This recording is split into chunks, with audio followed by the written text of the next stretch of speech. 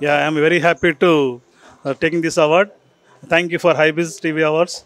I am last 30 years I am working in the media field as a senior photographer, and I am working in Now Telangana Telugu Daily and the General Secretary of Telangana State Photogens Association.